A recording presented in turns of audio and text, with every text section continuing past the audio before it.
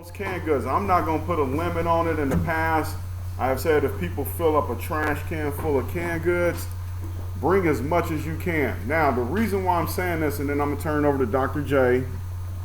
Friday on this campus, we had a Spanish festival. And for 9 weeks, your principal has had me roll this thing out, and we have put some food on it. We have taken some stuff away. But in the past 2 years, this school has let this community down in canned goods. Mr. Medina has talked about this. Different people have spoke on it. So I want you to rewind to Friday, how much food was on this campus. And then everybody this past weekend ate pretty delicious, and all we ask is one canned good. Thanksgiving's coming up, y'all. Christmas is coming up. So, if that's what incites people to bring canned goods, whoever rocks it out in high school through middle school, student council will get you.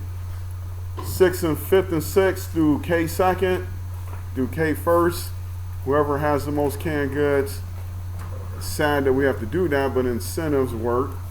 Incentives are good, so. Today, just a reminder for high school students that my friend who's an animator from the Art Institute of Jacksonville, as well as FSCJ, is coming today, 10:45-ish to 12:15. All are welcome, but you will show him respect, not like Mr. Jackson just had to get on to you guys to be quiet. You will show him some respect. He's doing this in volunteer time, so please do. All are welcome to listen. Yes, Bill? So we sit by advisory the way we agree. I think so, yeah. Sit by advisory, absolutely. So, We're looking forward to it. thank you. Okay, so that's set. Thank you, sir. So this guy's walking on the beach, and he trips on something and picks it up. Turns out to be a lamp. So he rubs the lamp, and all of a sudden, a genie pops out. And the genie says, "Oh, thank you for letting me out of here. I've been in here for centuries. And let me reward you with giving you a wish." And the guy says, "I would like a road from my house at the beach all the way to the Keys, where I could just take it anytime I want to. I jump on that road, go to the Keys, come back anytime I like." And the genie says, "Are you crazy? Do you know how much work it would be to make a road to the Keys from here?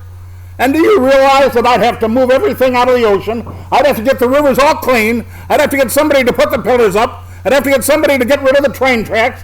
I'd have to work really hard at giving you a road to there. What are you talking about? Give me a different wish." "Okay. I would like 2 women that would obey my every command. I'd like them to be beautiful, and if I demand food, they bring it to me. If I demand money, they give it to me. If I demand obedience, they give it to me. Is that clear?" And the genie says, "You want the road to be 1 lane or 2 lane?"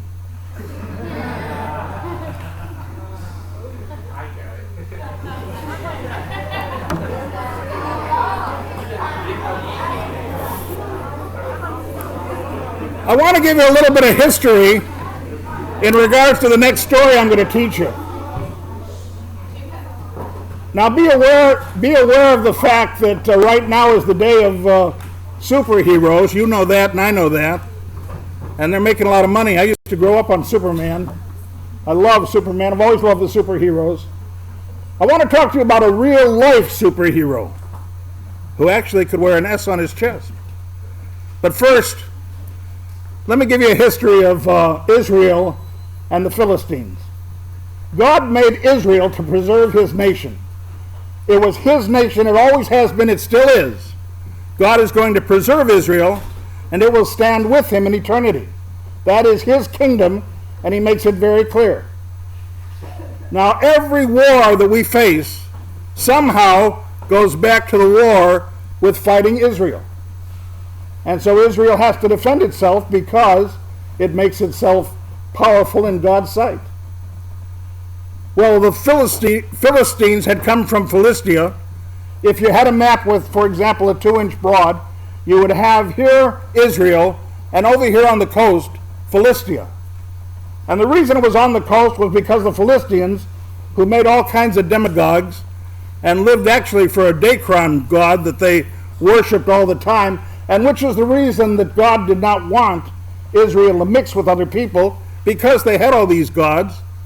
The Philistines had a very strong coastline where they had a lot of commerce and a lot of shipbuilding and a lot of importing and exporting, so they were very rich and they enjoyed it.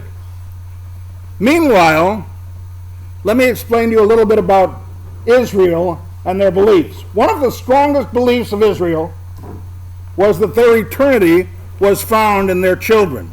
That's why in the Bible there is so much emphasis on who begat who. It tells you of the line that goes all the way to Christ and moves all the way up. The point of eternity was found in their children. Now there are some religions now that believe in that. They believe that their eternity, their religion, is found in their children as well. But Israel believed that their children were very important to them in order for them to continue in their eternity. And there came a time when Philistia had really taken over, and where the gods were really imposing upon the beliefs of the one God of Israel. And God didn't like it. And so it was that the mother of this superhero was visited by an angel who said, "You're going to have a son." Now this was important to them. Like, as I explained to you, their eternity rested in their children, and it had been years that they hadn't gotten them. So the mother was thrilled when she heard they were going to have a son. And the angel then said, "This son is going to deliver Israel from the Philistines and is going to preserve the history that God wants." Now there are some things that I demand of you, and he said to the mother, there are certain things I don't want this particular child to get. Number one, I do not want the child to eat forbidden foods. Now there were foods in the Bible, and they still are, that are clean, and there are also impure foods that they were refused to allow to eat. So the angel said the child was not to eat food unclean, and then the child was not to drink strong drink. The child was allowed to drink, but not any wine or not any strong drink. And then finally, the child was not allowed to cut his hair. And as you may have guessed, we talk about Samson. So it was that she was thrilled. She was going to have a child by the name of Samson, and the angel said, "This child will be a superhero to Israel and will deliver Israel from their bondage." Now Manoah, Samson's father, was thrilled to hear this. Now he had a chance to get his eternity. But he didn't believe it. His wife was old, he was old. How could this be? I want to hear from God directly, and I want to know. And so a few days later, an angel showed up in front of Manoah and said, "Manoah, everything your wife has told you is absolutely true." And Manoah was so thrilled that now he had a chance for eternity, and now his child was going to be a superhero to the nations, that he was making a sacrifice to God. He gathered all this stuff together, and under the angel he made a sacrifice, built a fire.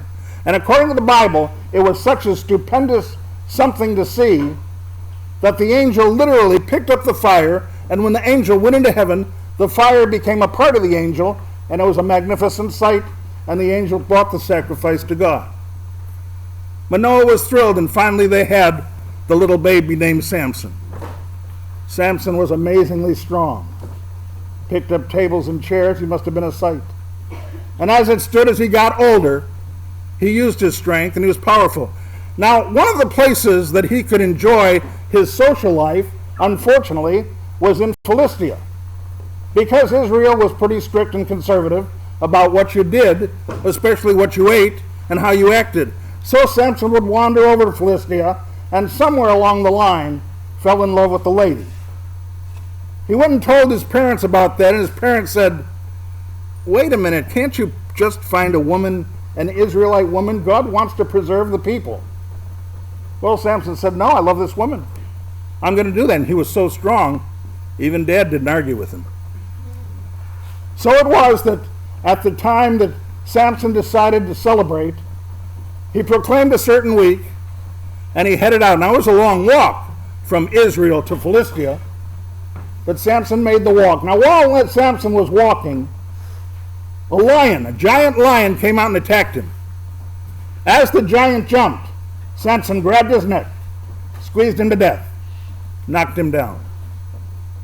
And then and he proclaimed in Philistia that he was going to have a week-long celebration for his great marriage. He loved Philistia. He loved his girl, and he could hardly wait to get it started. So a week-long celebration, and they would enjoy it. Then Samson went back home for a while, and then when it was time for the week-long celebration, Samson wandered the same road that he went, and he looked for the lion he had killed. And sure enough, he found the bones of the lion, and he looked down, and some bees had adopted the lion and made their hives. Well, Samson was tired from walking, so he reached down and got some honey, and he put it to his mouth, and he enjoyed it for the travels.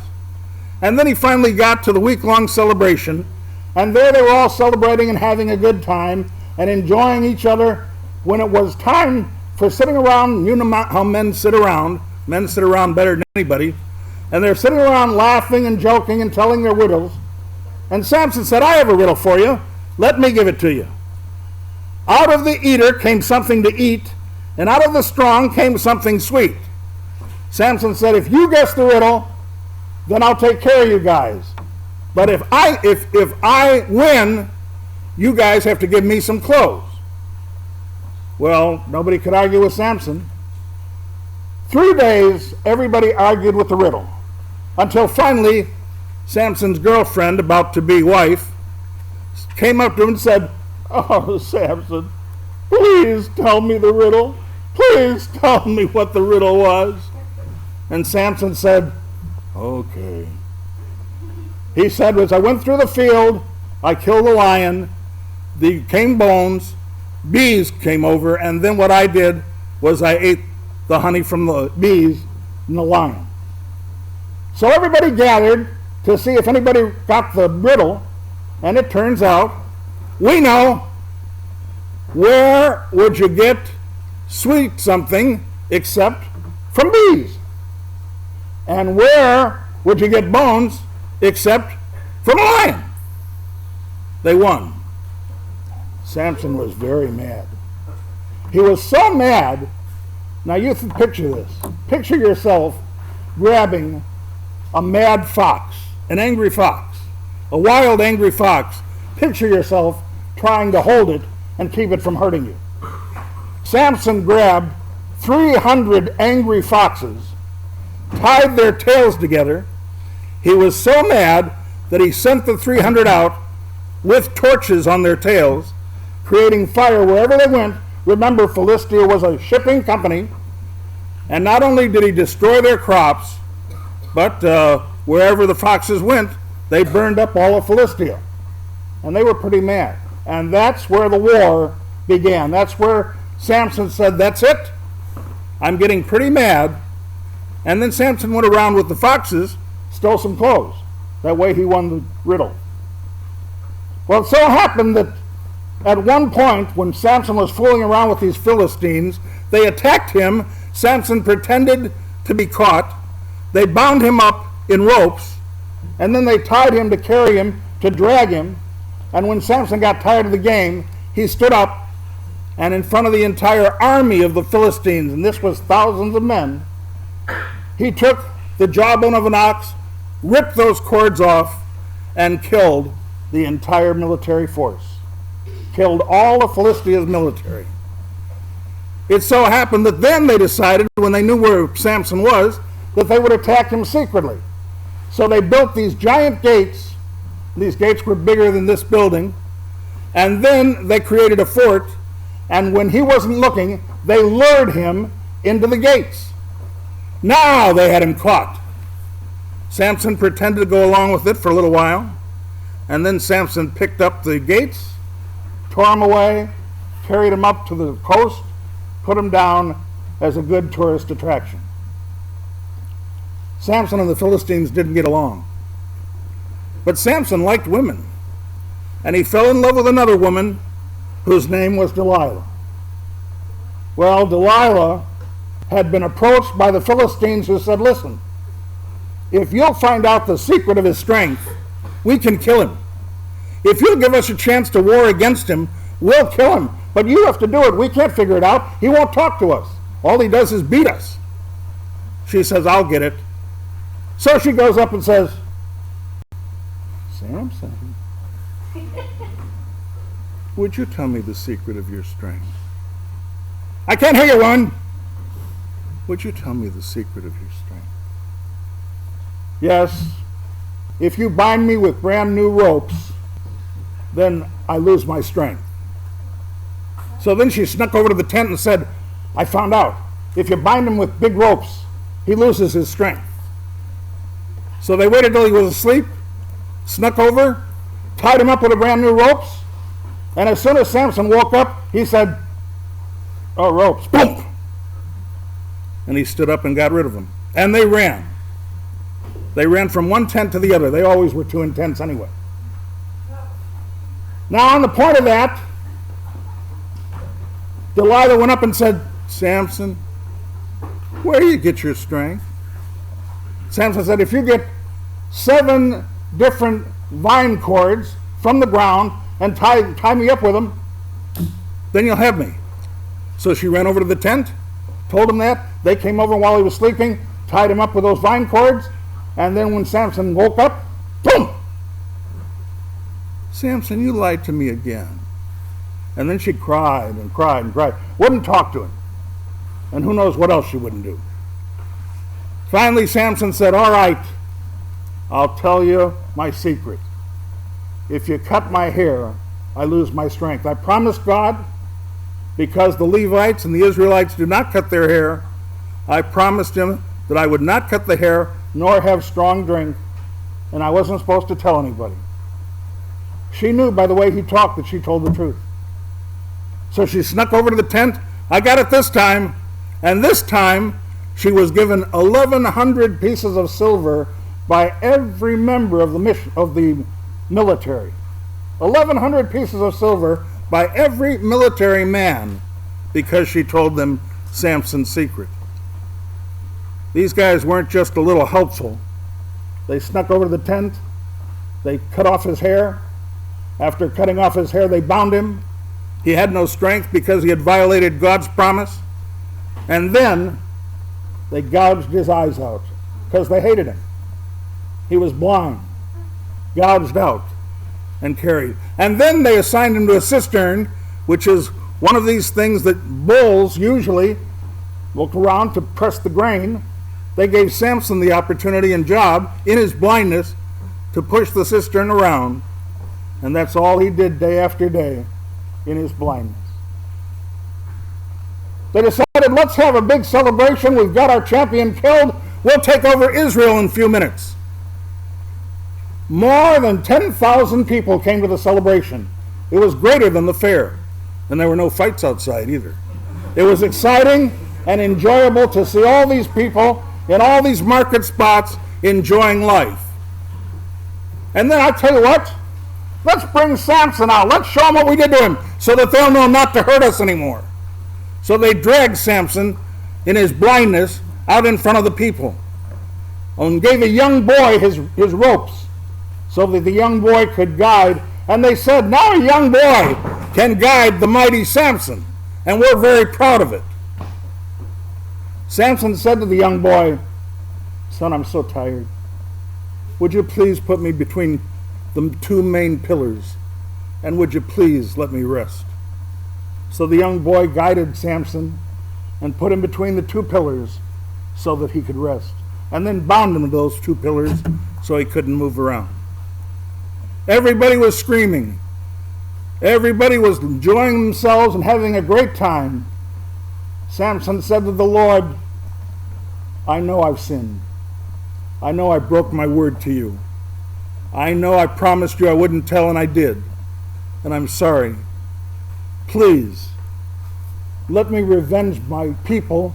Let me kill the Philistines, and let me come dead here to your home.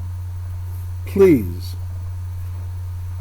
And then suddenly the Spirit of God came into Samson, and he pushed against the pillars.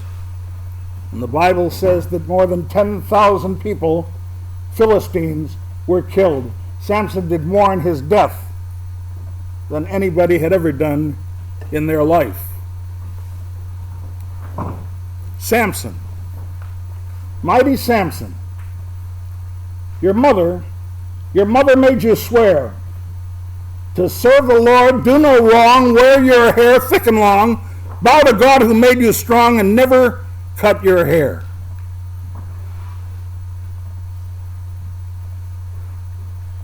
Now Samson loved a woman in the valley of Sorek. Her name it was Delilah, and she fooled him, I expect. Many wiser men have been deceived by pretty girls. Samson told Delilah his strength was in his curls.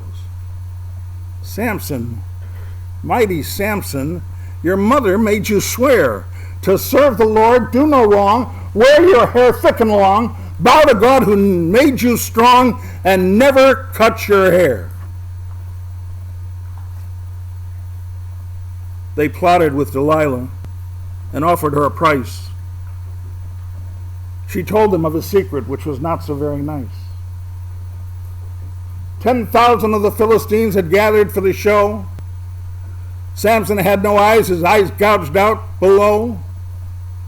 And Samson, mighty Samson, as he drew his final breath, avenged all those before the Lord the day he met his death. Samson, mighty Samson, your mother made you swear to serve the Lord, do no wrong, wear your hair thick and long, bow to God who made you strong, and never cut your hair.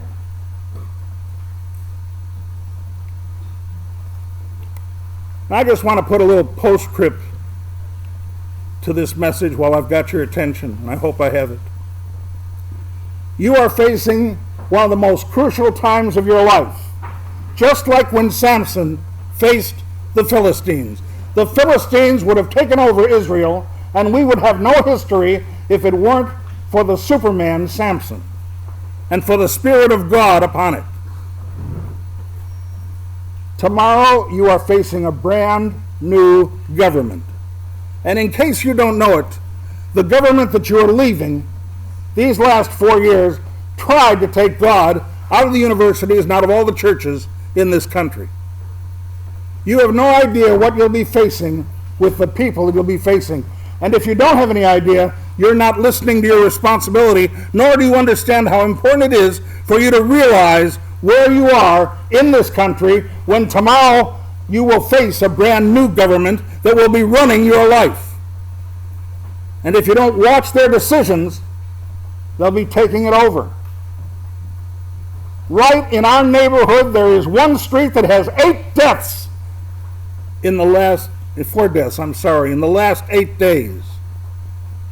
We are facing some critical times, and you are facing the hardest time. So what do? Right now, you learn and you listen. You take time to understand obedience. And you listen to those who care about you. You don't worry about the ones that are tough, or the ones that scream too loud, or the ones that somehow are going to go on American Idol. You worry about you and who you're listening to today and what they're doing. Teachers, I want you to do me a favor. Any administration and teachers, I want you to stand up right where you are, please. Just stand up where you are. Teachers, if you're teaching here, stand up for a minute. Let your students look at you. Ernie, step out here. Mike, step out here where they can see you.